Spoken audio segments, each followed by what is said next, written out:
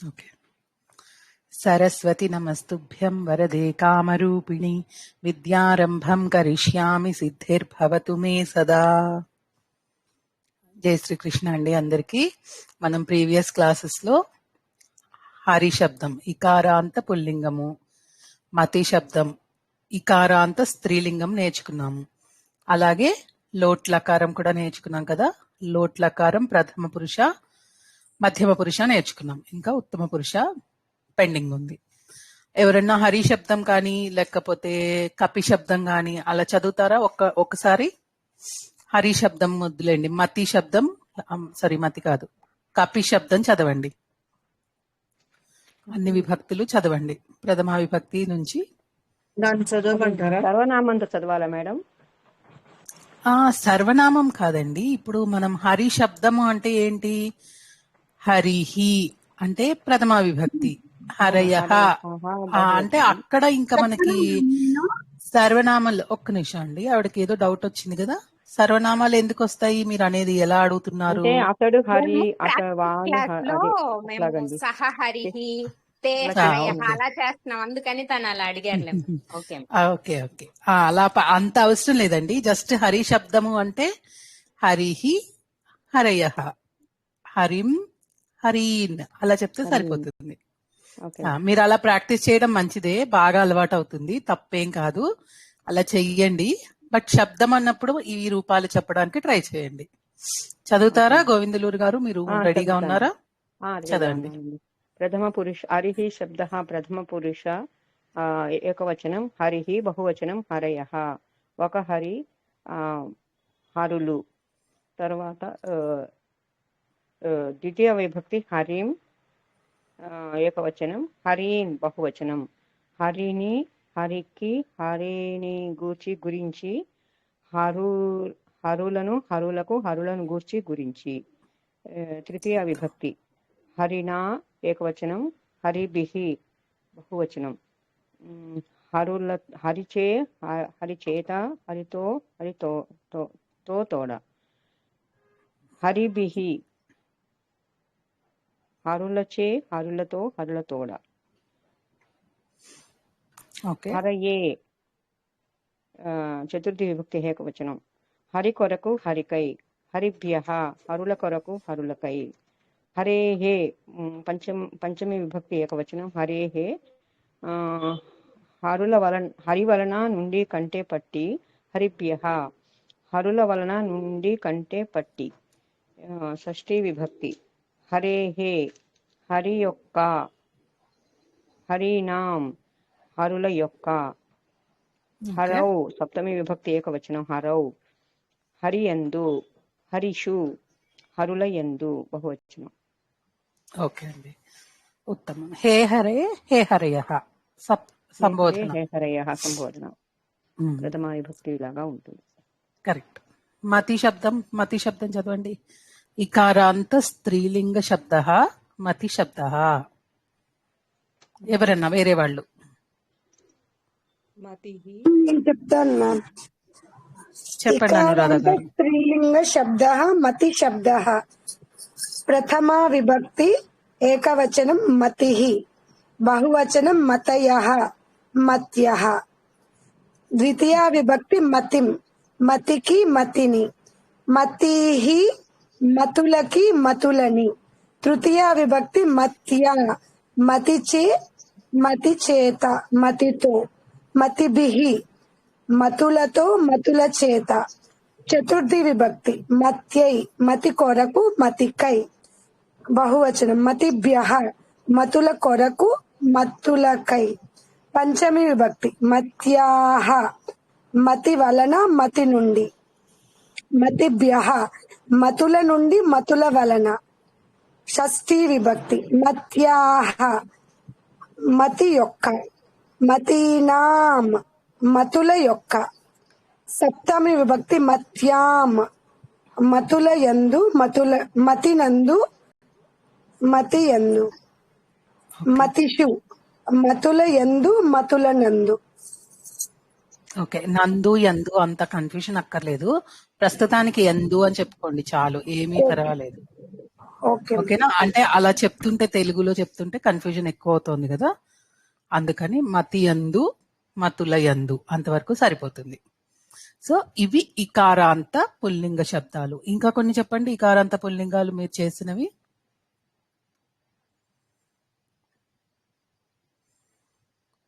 చెప్పగలరా ఎవరైనా? పుంలింగమా మ్యామ్? పుంలింగం అవును. చెప్పమంటారా? ఆ, ఓకే. గిరి ఒక 4 చెప్పమంటారా మ్యామ్? గిరి. శబ్దాలు చెప్పండి చాలు, మొత్తం అక్కర్లేదు. ఆహా. గిరిహి, ఉమ్. గిరిహి, పాణిహి, కవిహి, పాణిహి, నరపతి, రాష్ట్రపతి, ప్రజాపతి, భూపతి. పతి అని వచ్చినవన్నీ వచ్చేస్తాయి. పతిహి కరెక్ట్. కణిః, ఇంకా అగ్నిః, రవిః, యోగిః, కరెక్ట్, తపిః, ఉత్తమం. యతిః, మునిః, ఋషి, కపిః, కవిః, చాలు. ఋషిః. ఓకే. ఓకే, ఇవన్నీ పుంలింగ శబ్దాలు. కరెక్ట్, ఉత్తమం. స్త్రీలింగ శబ్దాలు కూడా అలా ఒక 5 చెప్పండి అందరూ కలిసి. స్మృతి, ధృతి, కరెక్ట్. భక్తి, భక్తి, కృతి, కృతి, ఓకే, ప్రకృతి, ప్రకృతి, శక్తి, మూర్తి, ఇంకా కీర్తి. వస్తుందా మేడం? ముక్తి. ఓకే. సో ఇవి ఇకారాంత స్త్రీలింగ పుల్లింగ శబ్దాలు. ఇవి మనం ప్రీవియస్ క్లాస్ లో చూసుకున్నాం. ఆ తర్వాత మనం లోట్లకారం కూడా చూసాం కదా. ఇప్పుడు మనము గురు శబ్దం అంటే ఉకారాంత పుల్లింగ శబ్దం గురు చెప్పుకుందాం. ఓకేనా? ప్రథమ విభక్తి ద్వితీయ విభక్తి వరకు నేర్చుకుందాము. టైం ఉంటే తృతీయ విభక్తి కూడా నేర్చుకుందాం. ఓకేనా? అలాగే స్త్రీలింగంవి కూడా నేర్చుకుందాం.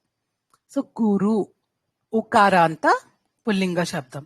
గురు లాగా ఇంకేముంటుంది? శిశు ఉంటుంది, భాను ఉంటుంది. ఇలా ఇంకా కొన్ని శబ్దాలు నేర్చుకుందాం ఈ లోపల. ఫస్ట్ గురు అనేది ఏకవచనం ప్రథమ విభక్తిలో గురుహు. అదే బహువచనం అయితే గురవః. గురుహు, గురవః. ఒక గురువు అంటే గురుహు. చాలా మంది గురువులు అంటే గురవః. ఓకేనా? గురువు వస్తున్నాడు. చెప్పండి ఎవరన్నా సెంటెన్స్ ఫామ్ లో తీసుకుని. గురువు ఆనయితి. ఆనయతి అంటే ఏంటండి అర్థం? ఆగచ్చతి. తీసుకెళ్తే వస్తున్నాడంటే గచ్చతి. వెళ్తున్నాడు అంటే గచ్చతి, వస్తున్నాడు అంటే ఆగచ్చతి, నయతి అంటే తీసుకువెళ్తున్నాడు, ఆనయతి అంటే తీసుకువస్తున్నాడు.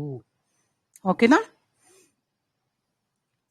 సో గురువు వెళ్తున్నాడు అంటే గురువు గచ్చతి, గురువు గ్రామం గచ్చతి. గురువు వస్తున్నాడు అంటే గురువు ఆగచ్చతి. చాలా మంది గురువులు వెళ్తున్నారు అంటే గురవః గచ్చంతి. గురవః గచ్చంతి. గురువు పాఠమును నేర్పిస్తున్నాడు, చదివిస్తున్నాడు. గురుః పాఠం గురువు పాఠం పాఠయతి. గురుః పాఠం ఉత్తమం. పాఠయతి. బోధయతి, పాఠయతి. Very good. గురువులు పాఠాన్ని నేర్పిస్తున్నారు ఆరు బోధిస్తున్నారు. గురువః పాఠాం బోధయంతః. పాఠాన్ బోధయంతి. బోధయంతః రాదండి గోవిందులూరు గారు. గురవః పాఠాన్ అంటే పాఠాలను, బోధయంతి బోధిస్తున్నారు, పాఠయంతి చదివిస్తున్నారు. ఓకేనా? ఈ పాఠం అనేది నపుంసకలింగం కదా మేడం? పాఠః పుల్లింగం అండి. పాఠః అనేది పుల్లింగం. పాఠః, గ్రంథః ఇవన్నీ పుల్లింగం. కథ, కవిత అనేది స్త్రీలింగం. పుస్తకం, నాటకం, వాక్యం ఇంకేముంటాయి అలాంటివి నపుంసకలింగం. పత్రం, పుష్పం, ఇంకా చాలా ఉన్నాయి, అవి కాదు, వీటివి రిలేటెడ్ గా ఉన్నవి చెప్తున్నాను. అంటే గ్రంథాలు, పుస్తకాలు అలాంటి వాటి గురించి చెప్తున్నాం. అధ్యాయం అంటే పుంలింగం, గీత, భగవద్గీత అంటే అది స్త్రీలింగం. అలా ఆ డిఫరెన్స్ తెలియాలని చెప్తున్నాను అంతే ఇక్కడ ఎగ్జాంపుల్. స్కందం అంటే అది మళ్ళా నపుంసకలింగము. స్కందం ఈ స్టడీ రిలేటెడ్ దాంట్లో వచ్చే స్కందం నపుంసకలింగం నేను చూసినంత వరకు. స్కంద అంటే మళ్ళా భుజాలు, అవి బాడీ పార్ట్స్ లో మళ్ళీ తర్వాత వస్తాయి, అప్పుడు నేర్చుకుందాం. ఓకేనా. ఇప్పుడు గురుహు, గురవః. గురుం ద్వితీయ విభక్తి ఏకవచనం. గురుం, గురూన్ బహువచనం. రాసుకున్నారా అందరూ? ఒకసారి రిపీట్ చేయరా మ్యామ్? గురుం ద్వితీయ విభక్తి ఏకవచనం. గురూన్ ద్వితీయ విభక్తి బహువచనం. నేను ఒక గురువుని చూశాను. అహం గురుం మిలామి. పశ్యతి చూశాను. కలిశాను అంటే మిలామి. నేను చాలా మంది గురువులను కలిశాను. అహం గురూన్ అహం బహుగురూన్ అన్నాను వచ్చా మ్యామ్. అవసరం లేదండి, గురువుని అంటేనే చాలా మంది గురువులని అని అర్థమవుతుంది. మనం తెలుగులో కన్వర్ట్ చేసుకుంటే అర్థం అవడానికి వేరే వేరే వర్డ్స్ ముందర యాడ్ చేస్తున్నాం, కానీ ఇక్కడ అవసరం లేదు. గురువుని అంటే చాలా మంది గురువులు అని, అది బహువచనం అని అర్థమైపోతుంది. చెప్పండి. అహం గురూన్ మిలామి. కరెక్ట్. అంటే నేను గురువులను కలిశాను. అహం శిశుం పశ్యామి. నేను శిశువుని చూశాను. భానుని చూశాను. భానుహు అంటే అది కూడా ఉకారాంతమే. సూర్యుడిని భానుహు అంటాం కదా. చెప్పండి, ఎవరన్నా సెంటెన్స్ ఏమన్నా చెప్పండి ఎగ్జాంపుల్ లాగా. భానుని చూశాను అను. ఇంకా అంతకన్నా వేరే ఇంకా అన్ని ఎక్కువ క్రియాపదాలు పెట్టి మనం ఏం చేయలేం దీంతో. సో చిన్న చిన్న ఎగ్జాంపుల్స్. ఓకేనా. అహం సో గురు భానుహు నమామి అని. మరి భానుహు అంటే అర్థం ఏంటి? భానుం అహం భానుం నమామి. ద్వితీయ విభక్తిలోకి మార్చాలి కదా, అది మర్చిపోకండి. చతుర్థిలోనే చెప్పాలి కదా నమామి అనేది. ఎప్పుడు నమః అంటే చతుర్థి వస్తుందండి. నమామి అంటే నేను నమస్కరిస్తున్నాను అని. చతుర్థి అవసరం లేదు, ద్వితీయలో పెట్టచ్చు. ఓకే. భానుం నమః అన్నారు. భాను గురవే నమః అంటాం కదా మనం. భానుకి ఇంకా చతుర్థి విభక్తి నేర్చుకోలేదు కదా, అప్పుడు నేర్చుకున్నప్పుడు చెప్పుకుందాం దానికి. రామాయ నమః అంటాము. నమః అంటే అప్పుడు చెప్పాలి అలాగా, అంటే నమస్కారములు అని చెప్పినప్పుడు అన్నమాట. రాముడి కోసం నమస్కారములు అని చెప్పినప్పుడు అలా చెప్పాలి. నేను రాముడికి నమస్కరిస్తున్నాను అన్నప్పుడు అహం రామం నమామి అని చెప్పాలి. ఓకేనా మాధురి గారు? ఓకే. ఇప్పుడు ధేనుహు అనేది ఇక ముకారాంత స్త్రీలింగ శబ్దం. ధేనుహు, రేణుహు, రజ్జుహు ఇలాంటివి ఉకారాంత స్త్రీలింగ శబ్దాలు.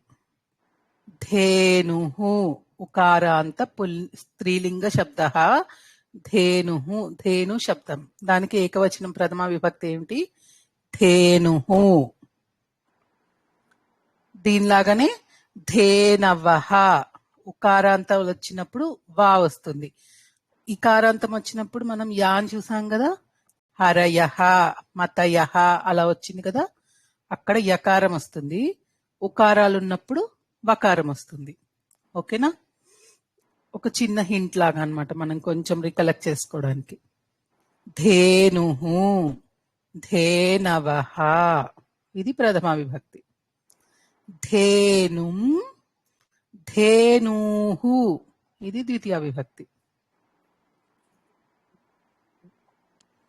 రాసుకున్నారండి?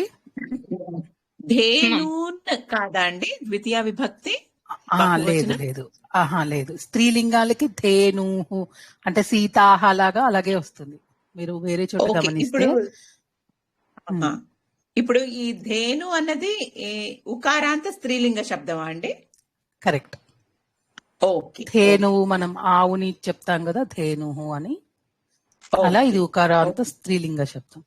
రేణుహు అంటే తెలుసు కదా మనకి, చిన్న డస్ట్ పార్టికల్ ని రేణుహు అంటాం, చిన్న పార్టికల్ ని. అవునండి, అవును. రజ్జుహు అంటేనేమో తాడు,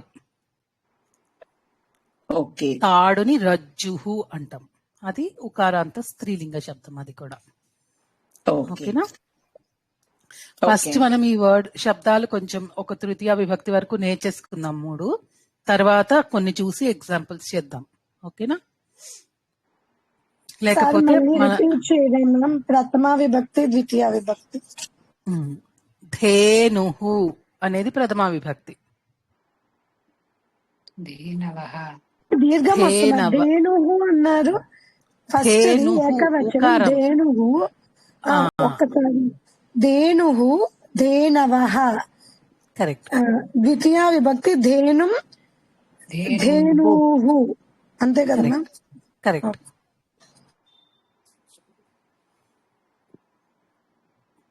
ఓకేనా? తృతీయ విభక్తి కూడా రెండిటికి చెప్పేస్తాను, స్త్రీలింగానికి పుల్లింగానికి, తర్వాత లోట్లకారం అర్థం చేసుకుందాం. ఓకేనా? గురు, గురు శబ్దానికి గురుణా, అది గురునా గురుణా, రకారం వచ్చినప్పుడు ఆణ వస్తుంది, లేకపోతే నకారం వస్తుంది. గురుణా. శిశునా, ఇక్కడ నకారం వస్తుంది.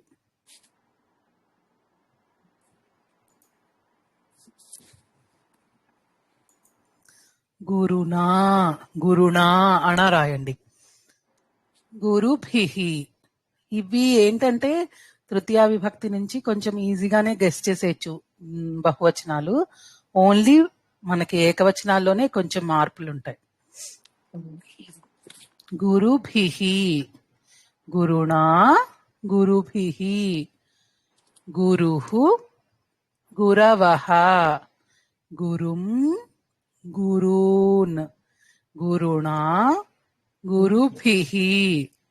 అలాగే శిశువుకి చెప్పండి ఎవరన్నా. శిశుః శిశువః, శిశుం శిశవః, శిశవః. శిశుం గురవః కదా, గురువః కాదు, గురవః. శిశవః. కరెక్ట్. శిశుః శిశవః, శిశుం శిశూన్, శిశునా శిశుభిహి. భాను చెప్పండి. భానుః భానుః భానవః, భానుం భానుం భానూన్, అంతేనా మ్యామ్? అవునండి. ఒకళ్ళు చెప్పండి, ఒకళ్ళు చెప్పండి, ఒకళ్ళ తర్వాత ఒకళ్ళు చెప్తారు కానీ. భాను తృతీయ విభక్తి భానున భాను భానునుభిః, భానుభిః. కరెక్ట్. భానుభిః. ఓకే. ఓకే. సత్యశ్రీ గారు మీరు చెప్పండి. ధేను శబ్దం చెప్పండి, ఏకవచనం ద్వివచనం ద్వితీయ విభక్తి ప్రథమ విభక్తి చెప్పండి. ధేనుః ధేనవః, ధేనుం ధేనూః. సారీ, నేను మ్యూట్ లో ఉన్నాను అనుకోలేదు, నేను అది మ్యూట్ చేస్తున్నాను, ఏదో చెప్పేస్తున్నాను. సారీ, పర్లేదండి, ఇందాక నోటీస్ చేయలేదు నేను. Okay, no problem. తృతీయ విభక్తి ధేన్వా, సీతయ్య లాగానే సేమ్ అలాగే, కానీ ఇది మనకి సంధి జరిగి ధేన్వా ధేనుభిహి. ఓకేనా? ఇవి మిగతా 4 విభక్తులు నెక్స్ట్ క్లాస్ లో నేర్చుకుందాము. ఇప్పుడు లోట్లకారం అన్ని మళ్ళా లాస్ట్ వీక్ రివైజ్ చేసుకుంటూ ఉత్తమ పురుష కూడా నేర్చుకుందాం. ఓకేనా అండి? స్త్రీలింగానికి తృతీయ విభక్తి చెప్పలేదు. గురుణా గురుభిహి చెప్పాను కదా. స్త్రీ ఇది ధేనుకి చెప్పలేదు కదా. ఇప్పుడు చెప్పింది అదేనండి, ధేన్వా ధేనుభిహి. ఓకే, వినలేదు. ఓకే. ధేను మొత్తం 3 విభక్తులు చదవండి ఎవరన్నా. ఏకవచనం ద్వివచనం, అదే బహువచనం ద్వివచనం కాదు. ధేనుః ధేనవః ప్రథమ విభక్తి, ఏకవచనం బహువచనం ద్వితీయ విభక్తి. ధేనుం ధేనూః తృతీయ విభక్తి ధేన్వా ధేనుభిః. ఓకే. సో మేడం చిన్న రేణుకి రేణ్వా అణ వస్తుందా మ్యామ్? రేణ్వా కరెక్ట్. రేణువా రేణుభిః రేణుభిః కరెక్ట్. రజ్జువా రజ్జుభిః. అంతే. ఇంకా కొన్ని అంటే కొన్ని వర్డ్స్ నేను చూసి పోస్ట్ చేస్తానండి. అవి వాటితో కూడా కొన్ని సెంటెన్సెస్ చిన్న చిన్నవి అంటే తాడు చూశాను, తాడు తెచ్చాను, ఇట్లా ఏవో ఉంటాయి. అంతకన్నా మీకు ఎక్కువ ప్రాక్టీస్ కి మరి మీరు ఎన్ని చేయగలితే అన్ని చెయ్యండి. ఇంకా మీకు ప్రాక్టీస్ ఇంత చెయ్యండి అని నేను చెప్పక్కర్లేదు, మీరు బాగా చేస్తున్నారు, నో ప్రాబ్లం. సో ఓకే కదా, ఇక్కడ వరకు అందరికీ అర్థమైందా? ఎవరికైనా డౌట్స్ ఉన్నాయా? ఇక్కడ మ్యామ్ అని వినిపిస్తోంది. మేడం ఎవరికైనా డౌట్స్? ధేనువుకి ద్వితీయ విభక్తి ఒకసారి చెప్పరా? ద్వితీయ విభక్తి ధేను. స్త్రీలింగం మళ్ళీ ధేనువు చెప్పండి. ధేనవః ఒక్క నిమిషం అండి, ఉకారాంత స్త్రీలింగం మళ్ళీ నేను చెప్తాను, ఒకసారి రాసుకోండి. ధేనుహు ఉకారాంత స్త్రీలింగ శబ్ద. ధేనుహు ధేనుహు ప్రథమా విభక్తి. ధేనవః బహువచనం ప్రథమా విభక్తిలో. ద్వితీయ విభక్తి ధేనుం ధేనూహు. ధేను రాసి విసర్గలు పెట్టండి. ధేనూహు. తృతీయ విభక్తి ధేన్వా ధేనుభిః. ఇది భానువా అని వస్తుందండి ఇక్కడ. అప్పుడు భానుకి భాను అనేది పుంలింగం కదా. భానునా భానునా. భానునా ఓకే. భానుః భానుభిః. Okay madam. భాను. ఓకే. తృతీయ విభక్తిలో ఏకవచనం చెప్పడం మేము అర్థం కాలేదు. ధేన్వా ధేన్వా. ఓకే ఓకే ఓకేనా? ధేన్వా ధేనుభిః. ఓకే, ఇక్కడ దాకా ఓకే కదండి? అందరికి అర్థమైందా? అందరు రాసుకున్నారా? తాడుని ఏదో అన్నారండి మీరు ఇప్పుడు. రజుహు రజ్జుహు. జాకి జావద్దు. రజ్జు జాకి జావద్దు. రజ్జుహు. ఓకే అండి. కరెక్ట్. మ్యామ్ ధేనుః మీన్ మ్యామ్ ధేనుహు అంటే కౌ అండి. రజ్జుహు ఇంకోటి చెప్పారు కదా మ్యామ్ పుల్లింగమా మీరు, స్త్రీలింగమా అండి? గురుణా గురుభిః గురుః గురవః. నేను మళ్ళీ అన్ని రిపీట్ చేస్తాను, ఒకసారి చెక్ చేసుకోండి మీరు ఏం రాసుకున్నారో. గురుహు అంటే ఉకారాంత పుల్లింగ శబ్దము. ఓకేనా? గురుహు లాగానే శిశుహు, భానుహు ఇవి ఉకారాంతాలు. ఇంకా ఉన్నాయి కానీ ఒకేసారి అన్ని చెప్తే కూడా మళ్ళీ మీరు అవేంటి ఇవేంటి అని ఇలా మెస్సప్ అయిపోతుందని నేను రెండు చెప్పి ఊరుకుంటున్నాను. తర్వాత కొంతసేపు అయ్యాక మిగతావి కూడా నేర్చుకుందాం. ఓకేనా? సో గురుహు, దానికి ప్రథమా విభక్తి ఏమిటి? గురుహు. బహువచనం ఏంటి ప్రథమా విభక్తిలో? గురవః. మీరు ఇంకెవరు చెప్పకండి, నేను చెప్తాను. మళ్ళీ మీరు చెప్తుంటే మీకు ఓవర్లాప్ అయ్యి నాకు కన్ఫ్యూజన్ వస్తుంది, వేరే వాళ్ళకి అర్థం అవ్వకపోయే ఛాన్సెస్ ఉన్నాయి. ఓకేనా? మీరు అందరూ చక్కగా ప్రాక్టీస్ చేసుకోండి, మీకు ఎవ్వరు అబ్జెక్ట్ చేయరు, రిపీట్ చేసుకోండి. కానీ ఇప్పుడు నేను చెప్పేటప్పుడు ఒకసారి నాకు ఛాన్స్ ఇవ్వండి. గురుహు గురవః ప్రథమా విభక్తి. గురుం గురూన్ ద్వితీయ విభక్తి. గురుణా అణ ఇక్కడ. గురుభిః తృతీయ విభక్తి. ఏకవచనం బహువచనం. ఇంతవరకు క్లియరా అండి అందరికి? ఎవరికైనా డౌట్స్ ఉన్నాయా? ఇంకా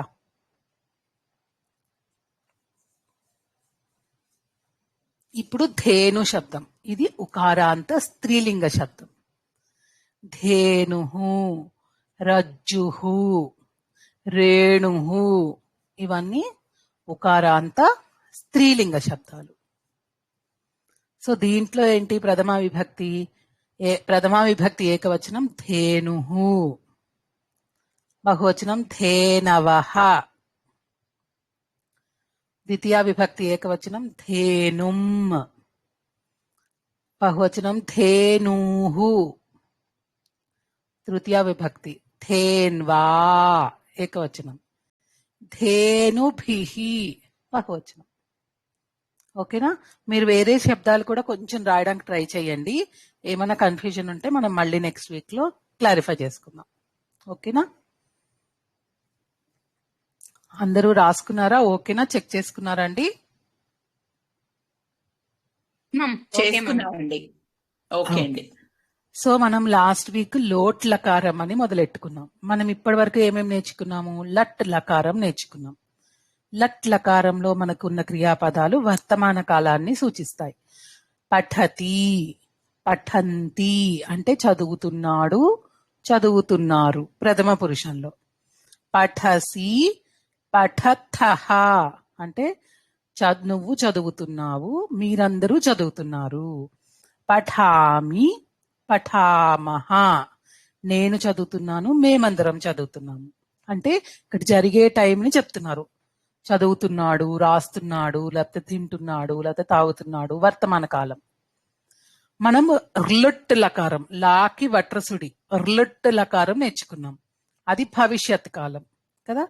పఠిష్యతి, పఠిష్యంతి, పఠిష్యసి, పఠిష్యథః, పఠిష్యథ, పఠిష్యామి, పఠిష్యామః నేర్చుకున్నామా? ఇది కూడా అలాగే ఇది కూడా ఒక లకారం. లకారం అంటే ఏమి లేదు, టెన్సెస్ అన్నమాట.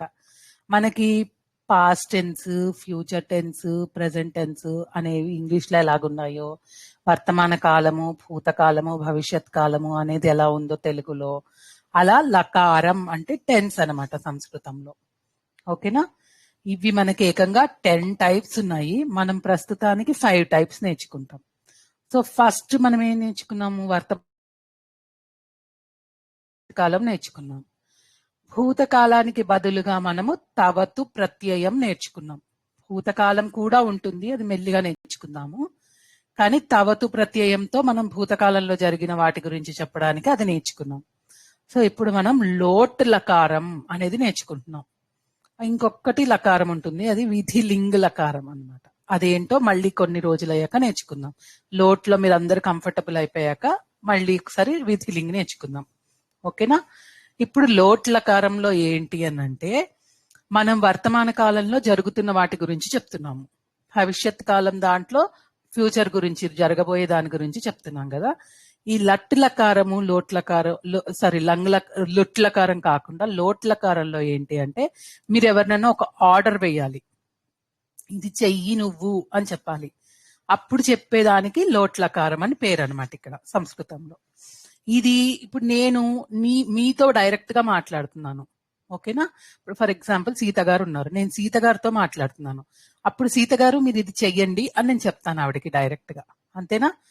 కానీ నేను ఇప్పుడు సీత గారితో మాట్లాడుతూ మాధురి గారు ఇలా చేస్తే బాగుంటుంది అంటాను, లేకపోతే మాధురి గారు ఇలా చెయ్యుగాక అంటాను, అంతేనా?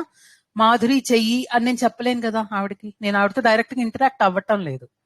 సో అది ప్రథమ పురుషంలో ఆజ్ఞ, ప్రేరణ, ప్రార్థన, ఇలా మనం అంటే ఆజ్ఞ చేయొచ్చు, వాటిని ప్రేరణ చేయొచ్చు, వాళ్ళని ఇన్స్పైర్ చేసి వాళ్ళు చేసేటట్టు చేయొచ్చు, లేకపోతే మనము రిక్వెస్ట్ చేయొచ్చు వాళ్ళని. ఓకేనా? ఇదంతా బేసిక్ గా మన మాడ్యులేషన్ ని బట్టి కొంచెం మారుతూ ఉంటుంది. ఓకేనా? సో లోట్ లకారంలో ప్రథమ పురుష రామః పఠతు అంటే రాముడు చదువుగాక అని అనుకుంటున్నాం అనమాట మనం. అని వేరే వాళ్ళిద్దరం మాట్లాడుకుంటూ రాముడు చదువుగాక అనుకుంటున్నట్టు.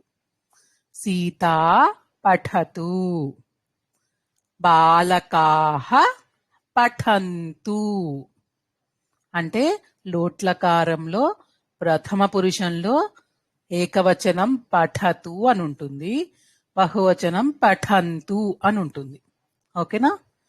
నేను ఇప్పుడు మీతో చెప్పచ్చు సీత పఠతు అని అంటే, మీరు మామూలుగా ఒక క్లాస్ సినారియోలో మీరు లేచి నాకు ఆన్సర్ చెప్పడము, లేకపోతే సీత వదతు అన్నాను అనుకోండి, నేను మీరు అన్మ్యూట్ అయ్యి ఆన్సర్ చెప్పాలి.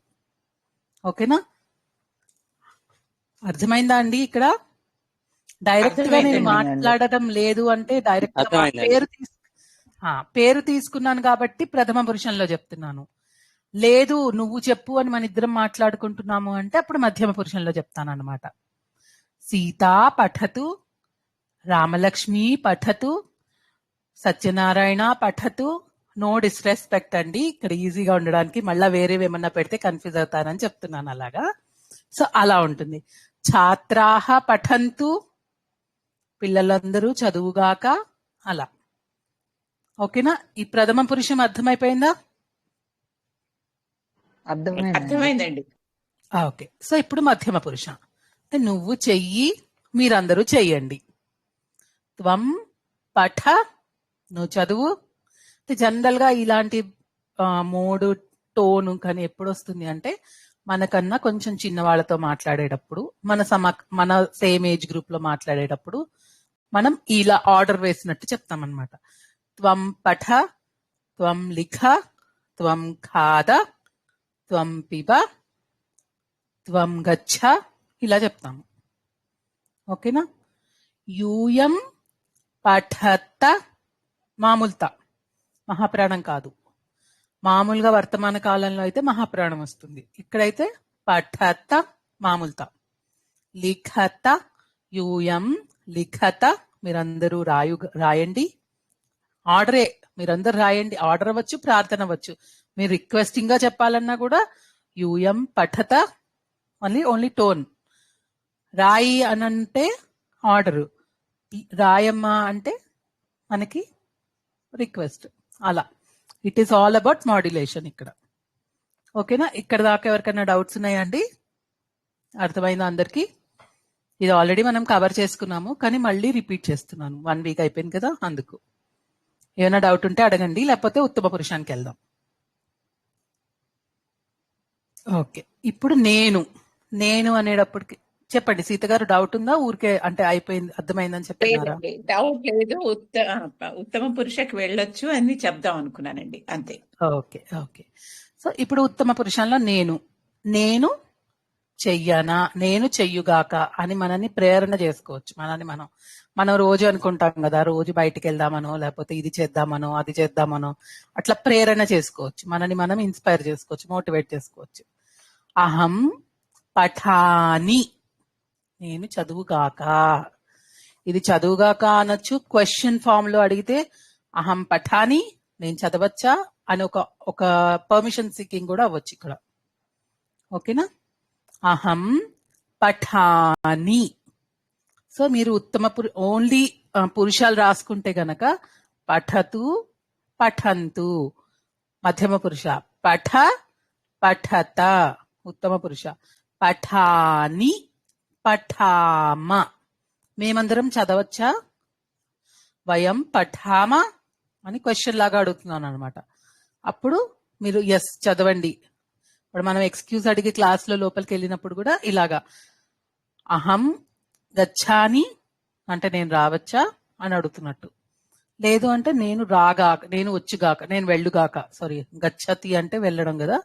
అహం ఆగచ్చాని అంటే నేను రావచ్చునా అని అడగడం. అలా పర్మిషన్ కోసం అన్నా అడగచ్చు, ప్రేరణ కానీ చేసుకోవచ్చు. ఓకేనా? ఇందులో ఏమైనా డౌట్స్ ఉన్నాయా? వా అని యూజ్ చేసి మనం క్వశ్చన్ అడుగుతాం కదండి. ఇప్పుడు Correct. ఈ రకంగా మీరు చెప్పిన ప్రకారంగా అయితే మనం అది అలా కాకుండా ఇలాగే మాట్లాడొచ్చు. అవసరం లేదు. కరెక్ట్.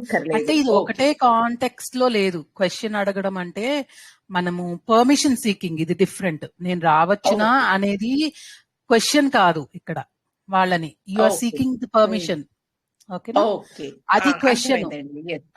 నేను రావాలి అనుకుంటున్నాను అన్నది వేరే ఉంటుంది. ఇక్కడ నేను పర్మిషన్ తీసుకోవడం అనమాట.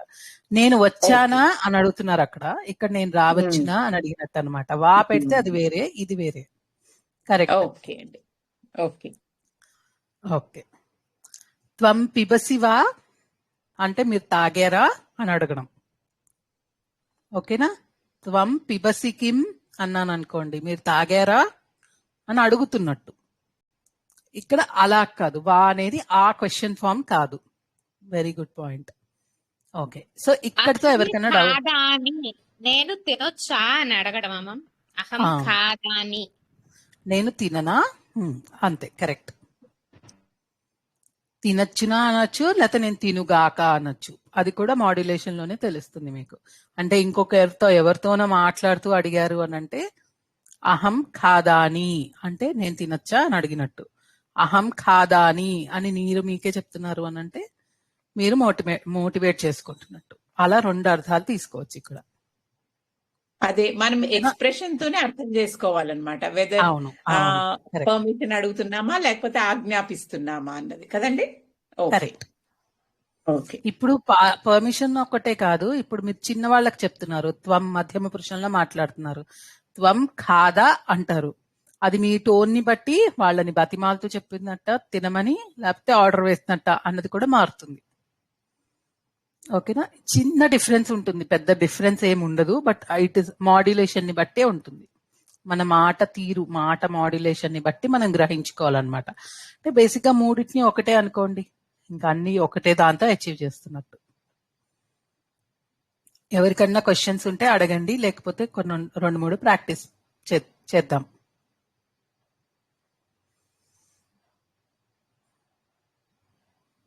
ఓకే అండి. మేడం రాముడు ఉత్తమ పురుషలో పఠామ అంతేనా మేడం? ఇది పఠాని అంటే నేను పఠాని చదవనా, నేను చదువుగాక అని. వయం పఠామ అంటే మేము చదువుగాక, మేము చెయ్యుగాక, మేము వెళ్ళుగాక, అది అలాగన్నమాట. ఓకే, అదే పఠామాతో అయిపోయింది కదా ఇంకా. అంటే అంతే అంతే, 3 అయిపోయాయి. లోట్లకారం కూడా కంప్లీట్ అయింది. ఓకేనా? మీకంటూ అంటే మీరు ఆల్రెడీ ఉత్తమ పురుష కాకుండా మిగతావి 2 ప్రాక్టీస్ చేశారు కదా, మీకు ఏమైనా డౌట్స్ ఉన్నాయా అందులో? పఠతు, పఠంతు, పఠ, పఠా, పఠత మామూలుత, పఠాని, పఠామ. అక్కడ మహా ఉంటుంది, విసర్గలు తీసేయండి. పఠామహ లోంచి విసర్గలు తీసేస్తే పఠామ. అలా సింపుల్ గా గుర్తు పెట్టుకోవడానికి కొంచెం మీరు ప్రాక్టీస్ కి ఈజీ అవ్వడానికి చెప్తున్నా. ఓకేనా అండి? రాముడు చదువు గాక. చెప్పండి ఎవరన్నా. రామః పఠతు. రామః పఠతు. కరెక్ట్. విద్యార్థులు చదువు గాక. ఛాత్రాः పఠन्तు.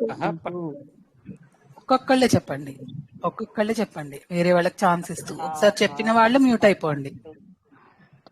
ఉత్తమం. నువ్వు తిను. త్వం ఖాదా.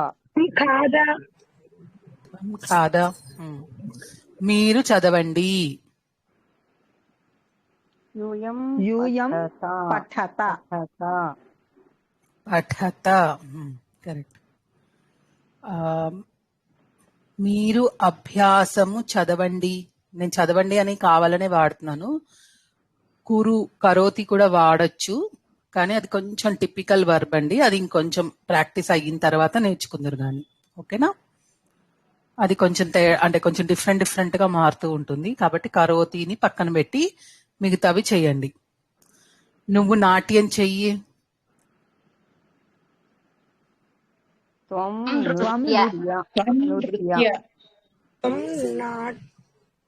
నృత్య కురు.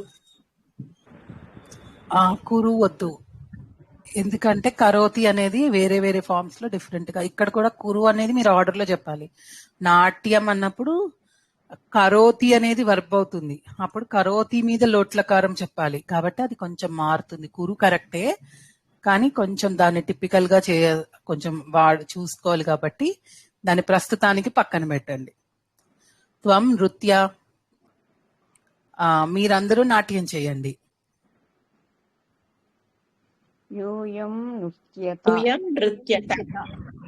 కరెక్ట్. నేను చదవాలి. నేను చదువుగాక. అహం పఠామి. నేను గ్రామమునకు వెళ్ళుగాక. అహం గ్రామం గచ్చామి. గచ్చామి. నేను శ్లోకమును పాడుగాక. అహం శ్లోకం గాయతి. గాయాని. అన్ని క్రియాపదాలకి కొంచెం ఇవి కూడా ప్రాక్టీస్ చేసుకోండి. ఓకేనా? నేను పాలను తాగుగాక. ఇక నేను తప్ప నాకు ఆప్షన్ లేదు, అన్ని నేనే చెయ్యాలి. ఉత్తమ పురుషం అహం కదా. క్షీరం పిబాని పిబాని పిబాని పిబాని. ఇప్పుడు దాకా చెప్పిన వాళ్ళందరూ ప్లీజ్ మ్యూట్ లోకి వెళ్ళిపోండి. వెనకాల కింద ఉన్న వాళ్ళు మాట్లాడతారు. వాళ్ళు అస్సలు మాట్లాడటం లేదు, అన్మ్యూట్ అవ్వటం లేదు కదా. వాళ్ళ పేర్లు అలా కిందే ఉంటున్నాయి. ఓకేనా. రాజేశ్వరి గారు చెప్పండి. చెప్పండి మేడం. అహం నేను కథను రాయుగాక. అహం కథం లిఖాని. కథ అనేది స్త్రీలింగ పదం కాబట్టి దానికి ద్వితీయ విభక్తి కథాం అవుతుంది. Okay madam. ఇప్పుడు చెప్పండి. ఓకే. అహం కథా లిఖాని. లిఖాని ఉత్తమం. నేను రాయుగాక అన్నాను కదా, అందుకని లిఖాని. నేను రాస్తున్నాను అంటే ఏమవుతుంది? లిఖాని. ఇంకెవరు చెప్పకండి ప్లీజ్. నేను కథను రాస్తున్నాను అంటే ఇంకా స్టిల్ వర్క్ గోయింగ్ ఆన్ కదా మేడం, అది ఎట్లా చెప్తాము? వర్తమాన కాలం అండి, వర్తమాన కాలం. ఓకే, వర్తమాన కాలం. లిఖ లిఖ అహం లిఖామి. ఓకే. మనం ఫస్ట్ క్లాసెస్ లో లెవెల్ 1 లో ఫస్ట్ లో నేర్చుకున్నవి ఇవి. ఓకే. అహం అవి గుర్తు తెచ్చుకోండి. లిఖామి. Very good. మాధవి గారు.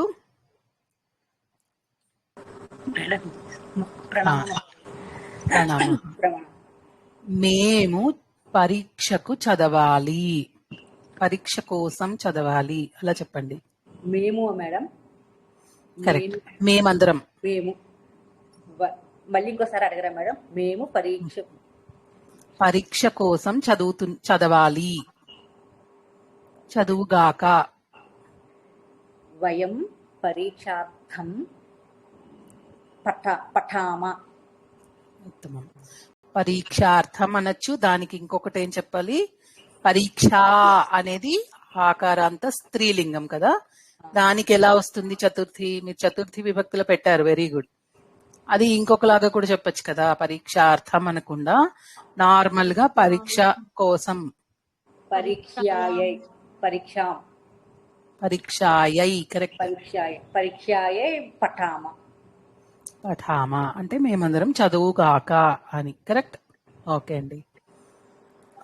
ఇంకా అలా ఏమన్నా ఒక్కొక్కళ్ళు సెంటెన్సెస్ చెప్తారా నేను అడగకుండా? రోషిని గారు చెప్పండి. చిన్నవే, మీకు అన్ని తెలిసినవే. చూస్తున్నాను అవసరం లేదండి, చూడుగాక అని అలా చెప్పాలి. కరెక్ట్.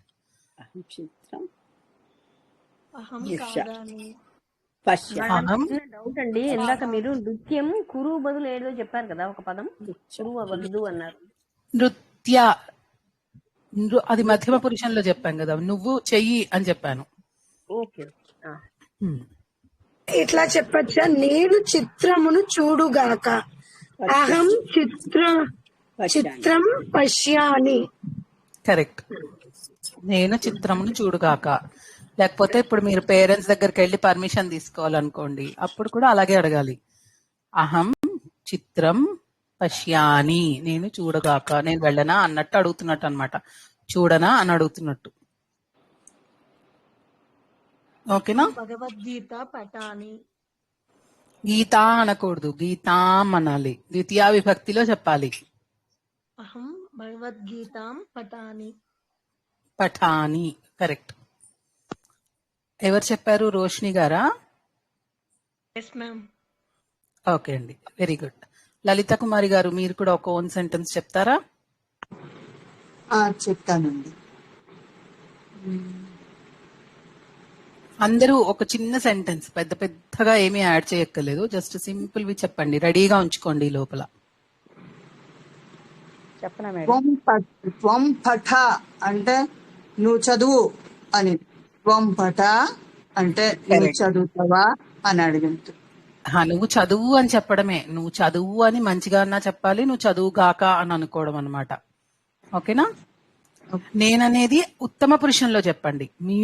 మీరు చెయ్యాలి, మీరు చెయ్యుగాక లేకపోతే మేమందరం చెయ్యుగాక అలా చెప్పండి ఒకటి. అహం ఇవాళ మనం అది కందుకేన సహ కందుకేన ఉద్యానే క్రీడాని. క్రీడాని. Okay, very good. లలిత గారు. అహం శ్లోకం నిత్యం పఠాని. లిఖ్యం అంటే నిత్యం అంటే ప్రతిరోజు. నిత్యమా? Okay okay, very nice. Okay అండి, నిత్యం పఠాని. ఓకే, ఉత్తమం. నెక్స్ట్ ఇంకా మేడం గచ్చాని అనొచ్చా మేడం? అహం విద్యాలయం గచ్చాని, వెళ్ళుగాక. కరెక్ట్. అదే వేరే ఇప్పుడు వాళ్ళకైతే ఇవి త్వం విద్యాలయం గచ్చ అనాలి కదా మ్యామ్, వేరే వాళ్ళకి గచ్చ. చెప్పే రూపులో అయితే వేరే ఎదురుకుండా ఉన్న వాళ్ళకి చెప్పేటట్టయితే అలా చెప్పాలి. త్వం విద్యాలయం గచ్చ. కరెక్ట్. భవాన్ నువ్వు వెళ్ళు అని విత్ రెస్పెక్ట్ చెప్పండి. భవాన్ విద్యాలయం భవాన్ గచ్చ. భవాన్ విద్యాలయం వెళ్ళుగాక. వెళ్ళు. గచ్చతు గచ్చతు మమ్ గచ్చతు. కరెక్ట్. భవతికి భవతి విద్యాలయం గచ్చతు. అంతేనండి, రెండుకే. ఓకేనా? లలిత కుమారి గారు అది చెప్పండి. మీరు చెప్పండి. ఈ ప్రశ్నకు ఆనాలి, నేను చెప్పాలి అన్నట్టు చెప్పండి. చెప్పుగాక. ఏంటండి సమాధానం, ఈ సమాధానం నేను చెప్పాలి అన్నట్టు చెప్పండి. నేను చెప్పుగాక. సమాధానం ఉత్తరం. అహం ఉత్తరం వదాని. ఉత్తమం. ఓకే, ఉత్తరం సమాధానం. ఓకే. అహం అనకపోయినా నా గురించి చెప్తున్నాను, ఉత్తమ పురుషంలో చెప్తున్నాను, ఏకవచనంలో అని అర్థమవుతుంది. వదామ అన్నానంటే బహువచనంలో, ఉత్తమ పురుషంలో పఠ మధ్యమ పురుషంలో చెప్తున్నాను. పఠత మధ్యమ పురుష బహువచనంలో చెప్తున్నాను. పఠతు ప్రథమ పురుషంలో ఏకవచనం. పఠంతు ప్రథమ పురుషంలో బహువచనం అని అర్థమైపోతుంది. ఓకేనా? Thank you. ఓకే అండి. నెక్స్ట్ ఇంకా చెప్పని వాళ్ళు ఎవరున్నారు? శుభ గారు, నర్మదా గారు, సువర్ణ గారు, దాశరథి శర్మ గారు, భారతి గారు, బకుళ గారు, అరుణ గారు, మీరు ఎవరన్నా ఏదో ఒకటి అన్నిటి ఎగ్జాంపుల్స్ చెప్పండి. మేడం నేను చెప్తాను. చెప్పండి. అహం సంస్కృతం పఠాని. అహం సంస్కృతం పఠాని. ఉత్తమం. నెక్స్ట్ ఇంకా అహం పాకం పచాని. Very good. నెక్స్ట్ ఇంకెవరు? చెప్పని వాళ్ళందరూ టక్ పేర్లు. నేను ఒకటి చెప్తాను మేడం. చెప్పండి. నేను కూరలను షాపు నుండి తెచ్చుగాక అని చెప్దాం అనుకుంటున్నాండి. అహం శాఖాన్ ఆపణికాత్ ఆనియాని. అంతేనా? ఆనియాని. ఓకే. ఆపణాస్తమం ఆపణికాత్ అన్నారు. రెండు కరెక్ట్. ఆపణిక అంటే అమ్మే వాళ్ళండి. ఆపణత ఆపణాత్ అంటే సరిపోతుంది. అన్నపూర్ణ గారు. మేడం ఆపణత అని చెప్పండి. ఆపణి అంటే కుట్ట కాదు. ఆపణిక అంటే అమ్మేవాడు. ఆపణి అనేది ఆపణికం అని ఉందో లేదో నాకు కరెక్ట్ గా ఐడియా లేదు. కొట్టు అంటే ఏమంటారండి? ఆపణం అనేసి నేర్చుకున్నాము, అలాగే నేర్చుకోండి. నేను కూడా ఒకసారి చూస్తాను, ఆపణికం కూడా ఉందేమో. నేను ఆపణిక అనుకుని ఆపణికాత్ అని రాశానండి. ఆపణికం నపుంసకలింగం. అప్పుడైనా ఆపణికాత్ అని వచ్చింది కదండి. నపుంసకలింగమైన ఆపణికం అన్నప్పుడు ఆపణం అప్పుడు ఆపణాత్ అని వచ్చింది. అంతే. ఆపణాత్ ఆపణతః ఆ రెండు గుర్తుపెట్టుకోండి చాలు. సరే. శ్యామల గారు చెప్పండి. అహం సంస్కృతం లిఖాని. ఓకే. సో ఇక్కడ బహువచనాలు చెప్పండి. ఇంకా కొన్ని సెంటెన్సెస్. ఇప్పుడు చెప్పే వాళ్ళందరూ బహువచనంలో చెప్పండి. వయం సువర్ణ గారు గచ్చామ చెప్పండి చెప్పండి. వయం. మైదానం గచ్చామ. Okay, very good. వయం గ్రంథాలయం గత్వా పఠాన్మ. పఠామ, ఉత్తమం. మేడం జై శ్రీకృష్ణ. చెప్పండి చెప్పండి. మేడం ఇట్లా ఇప్పుడు పర్మిషన్ అన్నారు కదా, ఇప్పుడు జనని అహం పాకం కరోని అని అడగచ్చమ్మా మళ్ళా? Caroni correct. అప్పుడు డైరెక్ట్ గా చెప్తున్నారు కదా జననితో, హే జనని అంటాం. అది కరెక్ట్ గా నాకు ఉకారాంతంలో అలా ఈకారాంతంలో ఏమొస్తుందో ఆ సంబోధన నాకు గుర్తులేదు. ఇప్పుడు సీత ఉంది, హే సీతే పాకం పచాని అంటే ఆవిడ్ని డైరెక్ట్ గా అడుగుతున్నట్టు, సీత నేను పాకం వండొచ్చా అని. అది పర్మిషన్ లాగా మారుతుంది. అంటే ఇక్కడ అహం వచ్చినప్పుడు కరోని, ఇది కరెక్ట్ అంతే, కరెక్ట్ కరోని. కరెక్ట్. చెప్తారండి ఇంకా చెప్పని వాళ్ళు ఎవరన్నా? గీతం గాయామ. గాయామ, ఓకే. వయం గీతం గాయామ, ఓకే, ఉత్తమం. ఇంకా ఎవరికైనా డౌట్స్ ఉన్నాయా? అర్థమైందా? క్వశ్చన్స్ ఉన్నాయా ఏమన్నా? సరే, ఈ విషయాలు ప్రాక్టీస్ చేసుకోండి. మళ్ళీ నెక్స్ట్ క్లాస్ లో మనము ఈ ఉకారాంతాలు ఇవి కంప్లీట్ చేసుకుందాం. మనం ఇంకొక చిన్న పాయింట్ యాడ్ చేస్తానండి. సప్తమి విభక్తి నేర్చుకున్నాం కదా, మనం సప్తమి విభక్తిని దేనికి వాడుతున్నాము? ప్రదేశాలు అంటే అందు,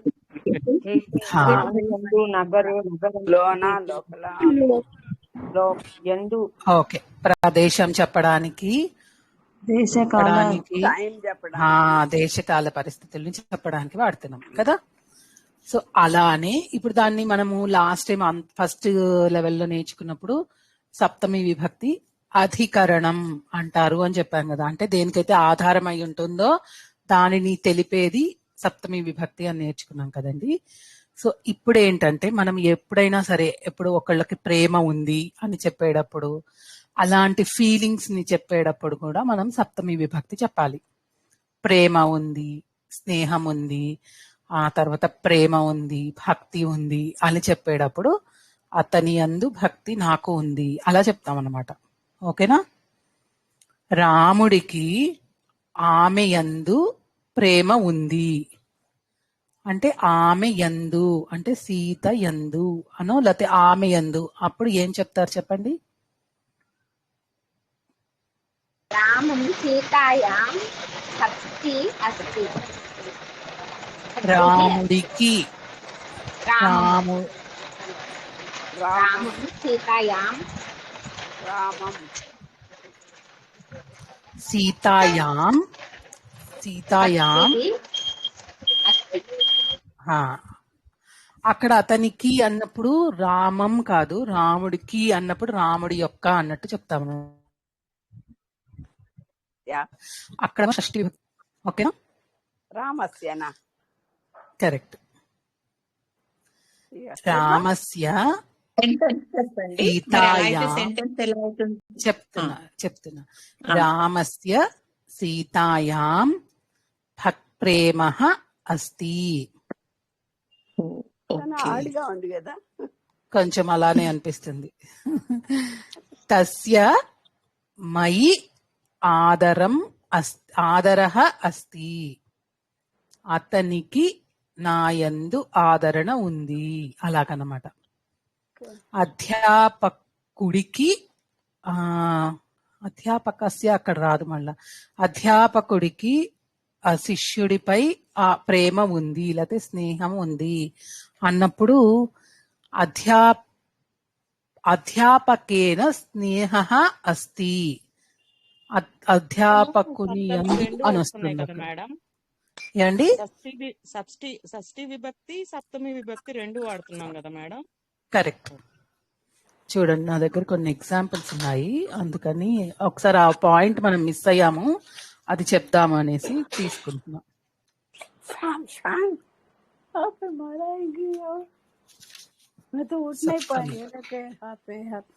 ఎవరో మ్యూట్ లో ఉండండి ప్లీజ్.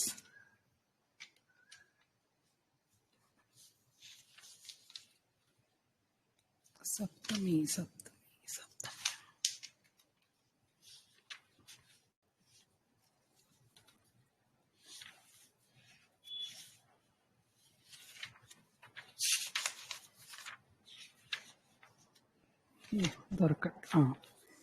తస్య మయి స్నేహః అస్తి. తస్య కన్యాయాం స్నేహః అస్తి. పితా పుత్రే స్నేహం కరోతి. రామః రమాయాం ఆసక్తః అస్తి. అంటే ఇక్కడ రాముడు రామయందు ఆసక్తుడై ఉన్నాడు. అంటే మనం రాముడికి అని తీసుకున్నాం కదా, అక్కడ రాముడికి అని తీసుకోకుండా రాముడు అని తీసుకుంటున్నాం. ఓకేనా? రాముడు సీతయందు ఆసక్తుడై ఉన్నాడు అని చెప్తున్నారు. ఓకేనా? అది చిన్న కరెక్షన్, అదొక్కటి చూసుకోండి. ఒకసారి రిపీట్ చేయండి అన్ని. చెప్పండి. ఇందాక మీరు చెప్పింది రాముడు సీతయందు ఆసక్తుడై ఉన్నాడు, దానికి ట్రాన్స్లేషన్ రామః రామః సీతాయాం ఆసక్తః అస్తి.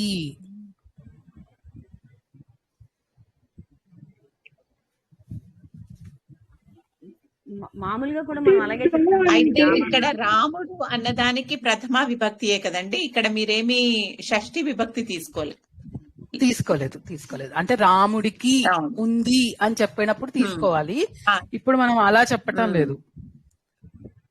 రాముడు ఆసక్తుడై ఉన్నాడు అని చెప్తున్నాడు.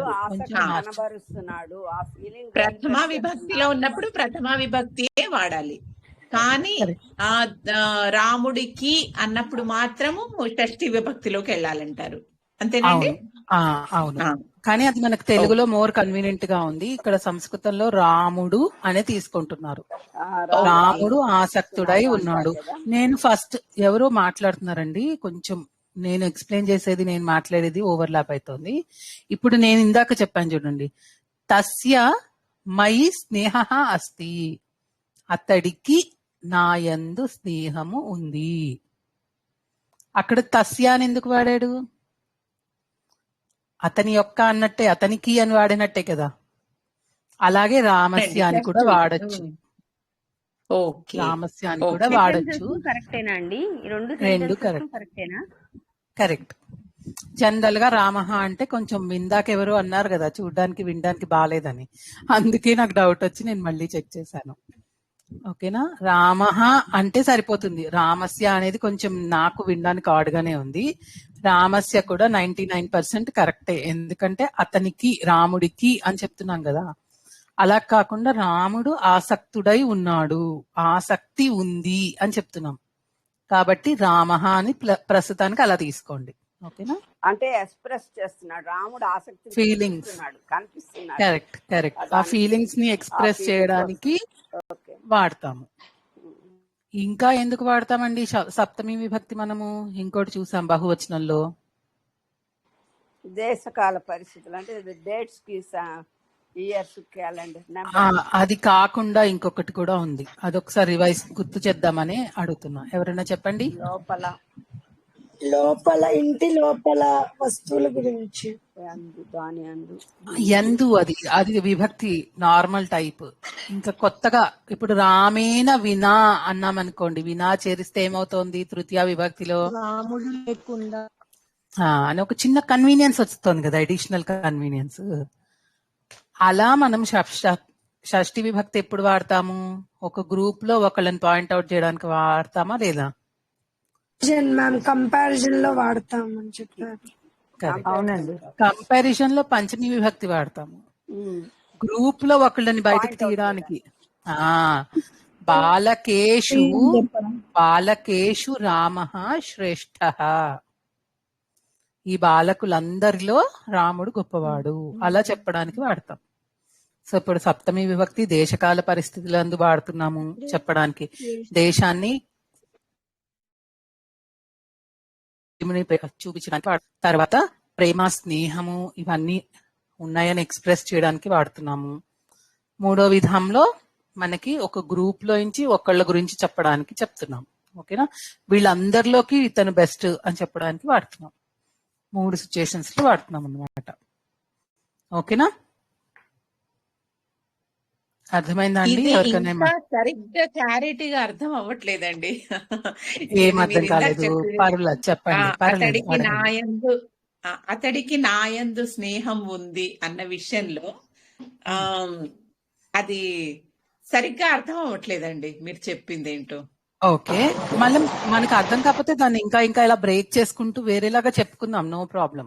మనం ట్రై చేసి అర్థం చేసుకోవడానికి ట్రై చేసుకుందాం. ఇప్పుడు ఏంటి మేడం, అతని యొక్క ప్రేమ నా ఎడల ఉంది, అతని యొక్క భక్తి నా యందు ఉంది, అలా అర్థం చేసుకుంటే ఓకే. కానీ కీ అనేది మనకి ఎప్పటికీ మనమే నేర్చుకున్నాం తెలుగులో కిన్ కున్ యొక్క లోన్ లోపలనని. ఈ యొక్క అనేది షష్ఠి విభక్తికి వస్తుందని మనం నేర్చుకున్నాం బానే, కానీ కీ అని కూడా వస్తుంది అని చెప్పి మనం నేర్చుకున్నాం తెలుగులో ఆల్రెడీ కదా. మీరే చాలా మంది చెప్పారు కిన్ కున్ యొక్క లోన్ లోపలన్ అనేవన్నీ వస్తాయి షష్ఠి విభక్తిలో అని చెప్పారు కదా మీరే నాకు. అదే ఇక్కడ కొన్ని కొన్ని అటు ఇటు మార్చి వాడుతున్నాం అన్నమాట. కీ అనే దానికి కూడా ఇది ఇందాక మీరు చెప్పిందండి, అతని యొక్క స్నేహము నాయందు ఉంది అని తీసుకుంటే మీరు చెప్పినట్టుగా రాయాలి కదండి, అది కరెక్ట్ అవుతుంది. అందుకే అక్కడ యొక్క అని తీసుకోకుండా అతనికి నాయందు స్నేహం ఉంది, ఓకే, అతనికి నాయందు ఆసక్తి ఉంది. అతను నా మీద ప్రేమ కనబరుస్తున్నాడు,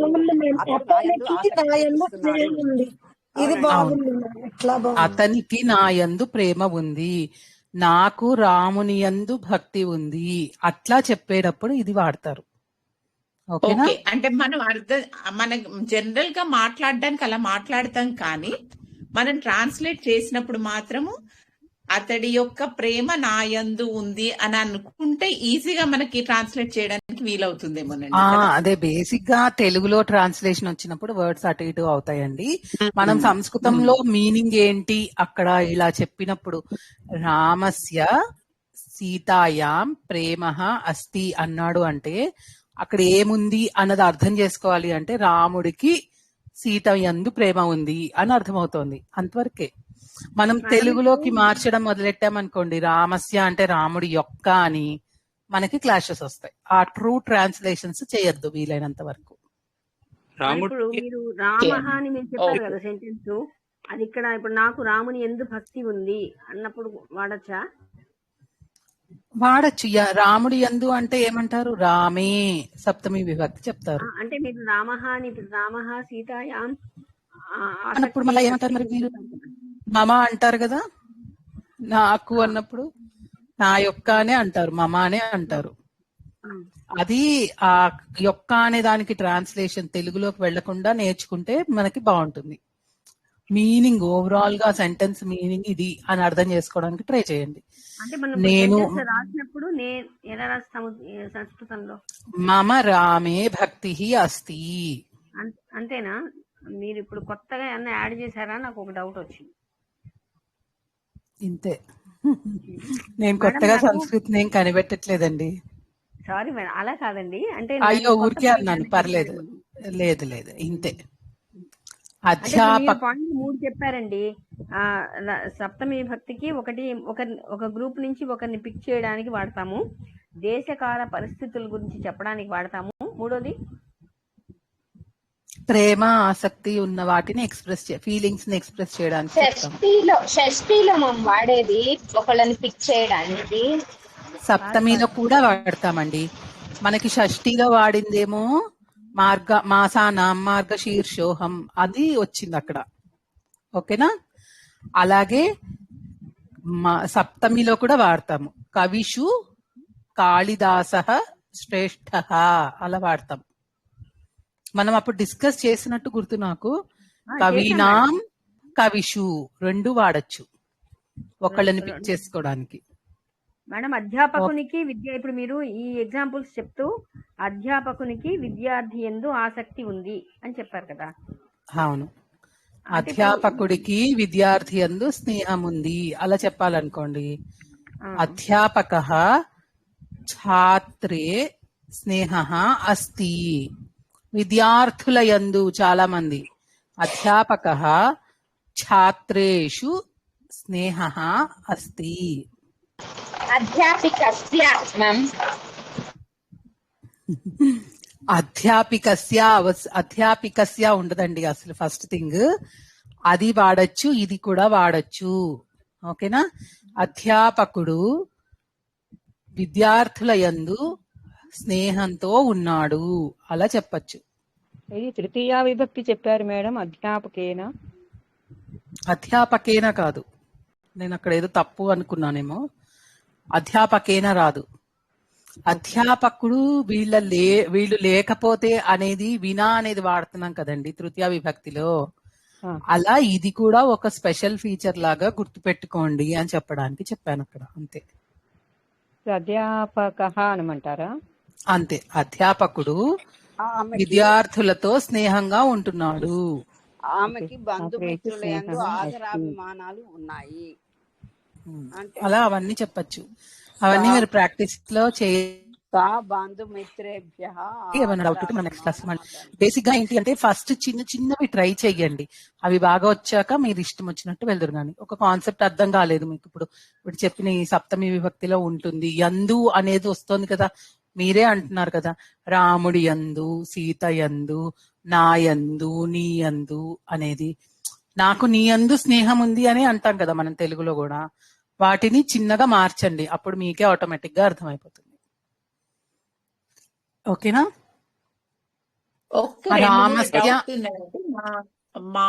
ఓకే, మీరు ఈ క్లాస్ అయిపోయిన తర్వాత అండి ఒక 2-3 చెప్పండి. ఇప్పుడు దాకా అందరికీ అర్థమైంది కదా? ఇవాళ క్లాస్ లో అందరికీ అర్థమైపోయింది కదా? ఏమన్నా ఇవాళ క్లాస్ రిలేటెడ్ ఏమన్నా డౌట్ ఉంటే చెప్పండి. లేదు అంటే మీరు ప్రాక్టీస్ చేసుకున్నాక నన్ను నెక్స్ట్ వీక్ అయినా సరే గ్రూప్ లో మెసేజ్ పెట్టినప్పుడు అడిగినా పర్వాలేదు. ఇప్పుడు వాటిల్లో ఏమైనా డౌట్ ఉంటే ఓకేనా?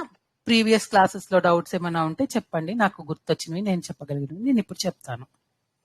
చెప్పండి సీత గారు. ఎవరికన్నా డౌట్ ఉంటే అడగండి మధ్యలో ఆపేసి.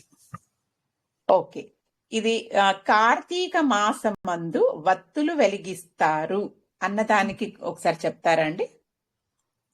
కార్తీక మాసే వత్తులు ఏమంటారో నిజంగా నాకు తెలీదు.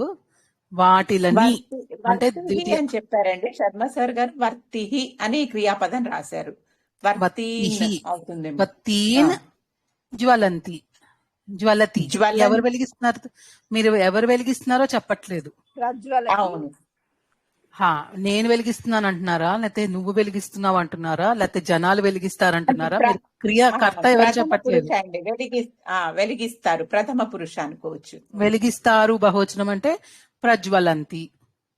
ప్రజ్వలంతి. ఓకే, అంటే వెలుగుతున్నాయి అని వస్తుంది అక్కడ, వెలిగిస్తున్నారు అని చెప్పటం లేదు. అవునండి, అవును. దానికి మాకు క్రియాపదము ఏది యూజ్ చేయాలో అర్థం అవ్వలేదండి, అందుకనే అడిగాము. ప్రజ్వలంతి. పఠతి అంటే చదువుతున్నాడు, జ్వలంతి అంటే వెలిగిస్తున్నాడు. ఇది ఒత్తులు వెలుగుతున్నాడు. ఓన్లీ జ్వలంతి అని కూడా అనొచ్చు కదా మేడం? అవునొచ్చు, అనొచ్చు.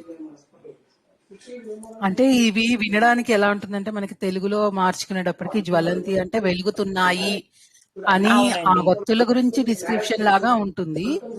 ప్రసన్న గారు మ్యూట్ లో వెళ్ళిపోరా? ఒకసారి నేను చూస్తానండి, నేను ఒకసారి రాసుకుని ఒకసారి వెతుకుతాను. ఎందుకంటే ఇలాంటివి కొన్ని కాన్సెప్ట్స్ ఆ డౌట్స్ అలాగే ఉండిపోతాయి మాకు కూడా. నేను శర్మ గారితో కూడా ఒకసారి అడిగి డిస్కస్ చేసి చెప్తాను. ఇంకొకటండి, ఊయలయందు బాలికకు ముత్యాల హారము ధరింప చేశారు. ఓకే, ఊయలయందు, ఊయల అనే దానికి పాలానాం ప్రింఖాయాం అని సార్ క్రియాపదం ఇచ్చారండి విభక్తితో సహా. ఊయలయందు పాలానాం లేదంటే ప్రింఖాయాం అని ఇచ్చారు. నేను ఆయనవి ఈ వారం రోజుల నుంచి చూడలేదు అసలు, క్వశ్చన్స్ ఏమి ఇచ్చారు కూడా. ఓకే అండి, ఓకే. అయితే దీనికండి బాలికకు ముత్యాల హారము ధరింపజేశారు అన్నది ఎలా చెప్పాలండి? బాలికకు బాలికకు అంటే అక్కడ మనం ఏం చెప్తాం? బాలికని బాలికకు అంటే మళ్ళా యొక్క అని చెప్తాం. బాలికాం వచ్చింది. బాలికాం అసలు వినడానికే చాలా తేడాగా బాలిక ఉంది. కొరకు మేడం, బాలిక కొరకు ఉద్యానహారం ఇచ్చారు కదా. సార్ మేడం చెప్పనివ్వండి ప్లీజ్. బాలికాయై ఒకసారి నాకు మొత్తం సెంటెన్స్ చెప్పండి. ఉయ్యాలలో అన్నారా? పాలయాం బాలికాయై బాలిక కొరకు. అంటే అక్కడ కొరకు తీసుకోవాలి మనం, చతుర్థి విభక్తి తీసుకోవాలి. ఇవ్వడం అన్నప్పుడు వచ్చినప్పుడు మనకి కొరకు. అవునండి, కొరకు. బాలికాయై ముత్యాల హారం. ముత్యాల హారం ఎలా చెప్పాలండి? ముత్యం అంటే ఏమంటారు చెప్పారు. ఒక్కళ్ళు చెప్పండి. మౌక్తిక అంటే మౌక్తికల యొక్క. అవునండి, అదే దీర్ఘం అంతే. ఓకే, మౌక్తికల యొక్క అంటే మౌక్తికానాం హారం ధరింపచేశారు. ఓకే, మౌక్తికానాం హారం ధరింపచేశారు. ఎవరు చేశారో చెప్తున్నారు అక్కడ. ఎవరు చేశారు చెప్పట్లేదు, ధరింపచేశారు. దాన్ని ప్రథమ పురుషులు తీసుకుంటే ధృతవంతః. చాలా మంది అంటే బహువచనంలో చెప్తున్నారు మీరు. ఒకసారి నేను కూడా చూస్తానండి, ఎందుకంటే నేను ఈ వారం 10 days నుంచి చాలా బిజీగా ఉండే అసలు అవేం పట్టించుకోలేదు, అవి ఓపెన్ కూడా చేయలేదు. ఓకే, అదే ఇప్పుడు మనము తవతు ప్రత్యయం మీరు అన్నట్టుగా ధృతవంతః అంటే ధరించేశారు అని కదండి, ధరించాడు. ఒక్క నిమిషం టైం ఇవ్వరా నాకు, 1 minute అండి. ఓకే అండి.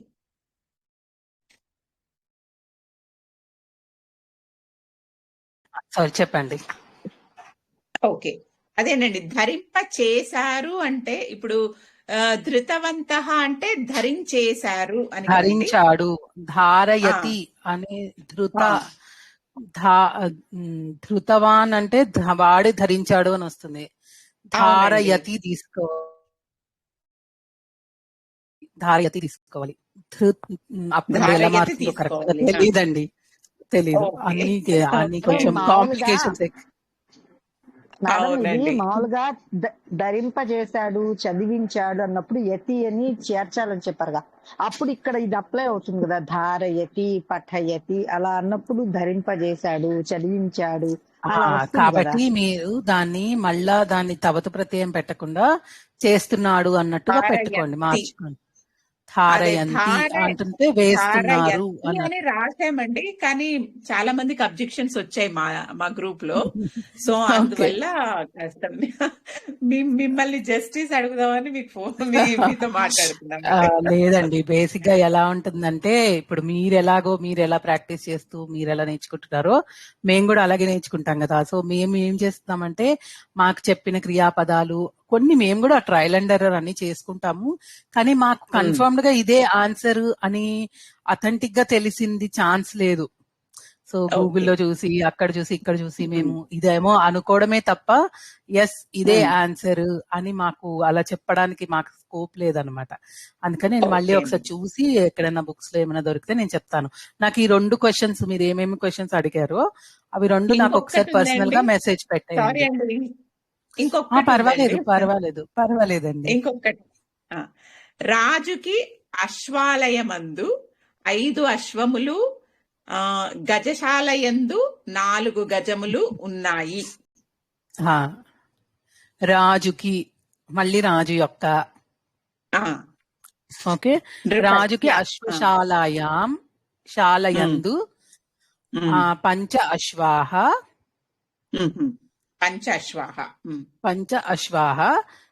చ అనే మన చా ఒకటి పెడతాం. మరియు గజశాలాయాం 4 చత్వారః గజాః సంతి.